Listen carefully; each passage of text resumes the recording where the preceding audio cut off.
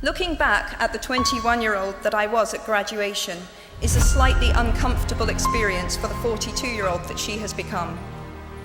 Half my lifetime ago, I was striking an uneasy balance between the ambition I had for myself and what those closest to me expected of me. I was convinced that the only thing I wanted to do, ever, was write novels. However, my parents, both of whom came from impoverished backgrounds and neither of whom had been to college, took the view that my overactive imagination was an amusing personal quirk that would never pay a mortgage or secure a pension. I know the irony strikes with the force of a cartoon anvil now, but... So they hoped that I would take a vocational degree. I wanted to study English literature. A compromise was reached that in retrospect satisfied nobody, and I went up to study modern languages. Hardly had my parents' car rounded the corner at the end of the road than I ditched German and scuttled off down the classics corridor. I cannot remember telling my parents that I was studying classics. They might well have found out for the first time on graduation day. Of all the subjects on this planet, I think they would have been hard put to name one less useful than Greek mythology when it came to securing the keys to an executive bathroom. We all have to decide for ourselves what constitutes failure, but the world is quite eager to give you a set of criteria if you let it. So why do I talk about the benefits of failure? Simply because failure meant a stripping away of the inessential.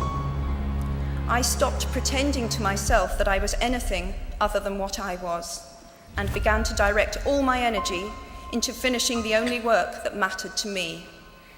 Had I really succeeded at anything else, I might never have found the determination to succeed in the one arena where I believed I truly belonged.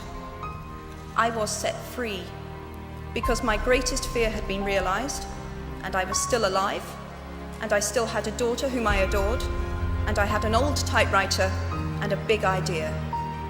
And so rock bottom became the solid foundation on which I rebuilt my life.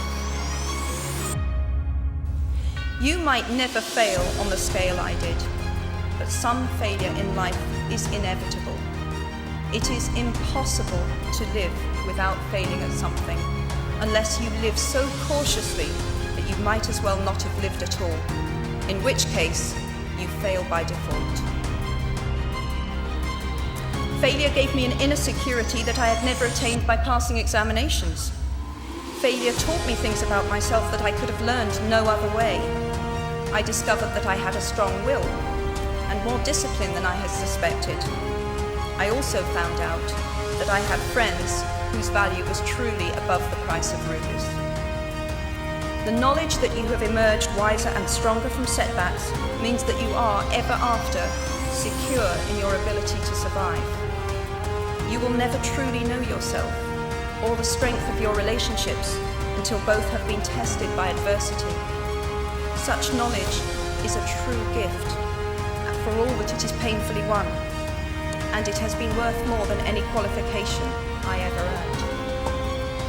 Given a time turner, I would tell my 21-year-old self that personal happiness lies in knowing that life is not a checklist of acquisition or achievement. Your qualifications, your CV, are not your life, though you will meet many people of my age and older who confuse the two. Life is difficult and complicated and beyond anyone's total control, and the humility to know that will enable you to survive its vicissitudes. One of the many things I learned at the end of that classics corridor down which I ventured at the age of 18, in search of something I could not then define, was this, written by the Greek author Plutarch. What we achieve inwardly will change outer reality. That is an astonishing statement, and yet proven 1,000 times every day of our lives. It expresses in part our inescapable connection with the outside world, the fact that we touch other people's lives simply by existing. But how much more are you likely to touch other people's lives? Your intelligence, your capacity for hard work, the education you have earned and received give you unique status and unique responsibilities. If you choose to use your status and influence to raise your voice on behalf of those who have no voice, if you choose to identify not only with the powerful but with the powerless, if you retain the ability to imagine yourself into the lives of those who do not have your advantages, then it will not only be your proud families who celebrate your existence, but thousands and millions of people whose reality you have helped change. We do not need magic to transform our world. We carry all the power we need inside ourselves already. We have the power to imagine better.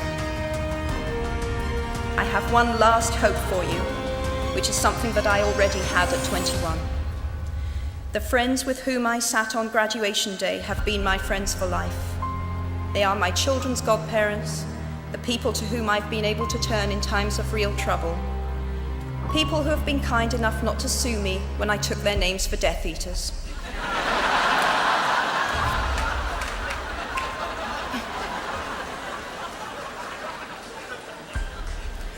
At our graduation, we were bound by enormous affection, by our shared experience of a time that could never come again, and of course, by the knowledge that we held certain photographic evidence that would be exceptionally valuable if any of us ran for Prime Minister.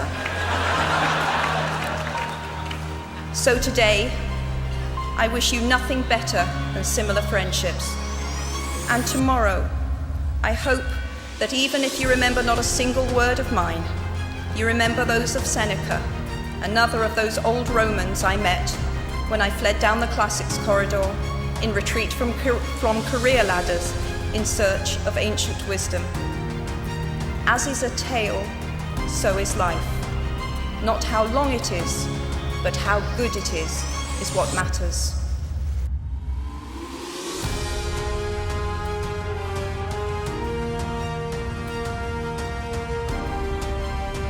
If you're looking to start a new side hustle or even a new business, check out the link in the description below.